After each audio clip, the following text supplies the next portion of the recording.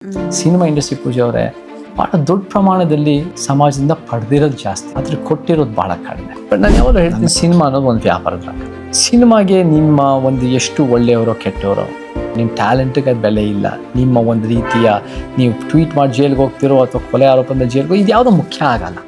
Cinema ರಂಗದ ನೀನು hero ಆಗಿದ್ರೆ ನಿನ್ನಿಂದ ಹಾಕಿದ ದುಡ್ಡು ವಾಪಸ್ ಬರುತ್ತಾ, ಕಲೆಕ್ಷನ್ಸ್ ಎಷ್ಟು ಬರುತ್ತೆ 3 ದಿನ, ಮತ್ತೆ ಓವರ್ ಆಲ್ ಅನ್ನೋದು ನಿನಗೆ ವ್ಯಾಲ್ಯೂ ಅಷ್ಟೇ. ಸೊ ಹಾಗಿದ್ದಾಗ I am not making a judgment, ಅದನ್ನು ಗುಡ್ ಆ್ಯಂಡ್ ಬ್ಯಾಡ್ ಅಂತ. It's a business. ಆ ಬಿಸ್ನೆಸ್ನಲ್ಲಿ ವರ್ಕೌಟ್ ಆದರೆ ಸಿನಿಮಾಗಳು ಬಂದೇ ಬರ್ತವೆ. ಆ ಬಿಸ್ನೆಸ್ ವರ್ಕೌಟ್ ಆಗಲ್ಲ ಅಥವಾ ಏನೋ ಒಂದು ರಿಸ್ಕ್ ಆಗ್ಬೋದು, ಏನೋ ಒಂದು ಕಾಂಟ್ರವರ್ಸಿ ಆಗ್ಬೋದು, ಏನೋ ಒಂದು ಈ ರೀತಿ ಭಯ ಇದ್ದಾಗ ಹಿಂದೆ ಸರಿತಾರೆ. ನಮಗೆ ಪ್ರೊಡ್ಯೂಸರು ಗೆಲ್ಲಬೇಕು, ಬಟ್ ನಾವು ಯಾವುದೇ ಕಾರಣಕ್ಕೂ ನಮ್ಮ ಚಳುವಳಿ, ನಮ್ಮ ಹೋರಾಟ, ನಮ್ಮ ಸಮಾಜದ ಕನಸನ್ನು ನಾವು ನಿಲ್ಸೋಕ್ಕಾಗಲ್ಲ. ಯಾಕಂದರೆ ಇದರಿಂದ ನನಗೆ ಲಾಭ ಆಗೋದ್ರಿಂದ ನಾವು ಲಕ್ಷಾಂತರ ಕೋಟ್ಯಾಂತರ ಜನಕ್ಕೆ ಒಳ್ಳೇದು ಮಾಡ್ಬೋದು ಪೂಜೆ ಅವರೇ. ಅದರಿಂದ ನಿರ್ಮಾಪಕ, ನಿರ್ದೇಶಕ, ಹೀರೋಗೆ ಒಳ್ಳೇದಾದರೆ ಅದು ಒಂದು 2% 3% ಚಾನ್ಸು ಸಕ್ಸಸ್. ಅದ್ರಲ್ಲಿ ಒಳ್ಳೇದಾಗಿ ಅಷ್ಟು ಮಾತ್ರ ಒಳ್ಳೇದಾಗುತ್ತೆ.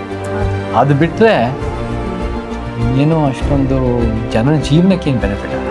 ಸಿನಿಮಾ ಇಂಡಸ್ಟ್ರಿ ಪೂಜೆ ಅವರೇ ಭಾಳ ದೊಡ್ಡ ಪ್ರಮಾಣದಲ್ಲಿ ಸಮಾಜದಿಂದ ಪಡೆದಿರೋದು ಜಾಸ್ತಿ, ಆದರೆ ಕೊಟ್ಟಿರೋದು ಭಾಳ ಕಡಿಮೆ ನನ್ನ ಕಣ್ಣಲ್ಲಿ.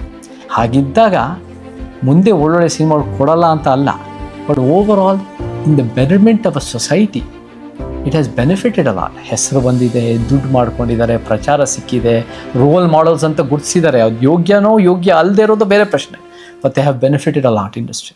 ನಾನು ಸೇರಿ ಬಟ್ ಸಮಾಜಕ್ಕೆ ಕೊಟ್ಟಿರೋದು ಭಾಳ ಕಡಿಮೆ ಅನ್ನೋದು ನನ್ನ ಒಂದು ಅಭಿಪ್ರಾಯ ಅಂತ.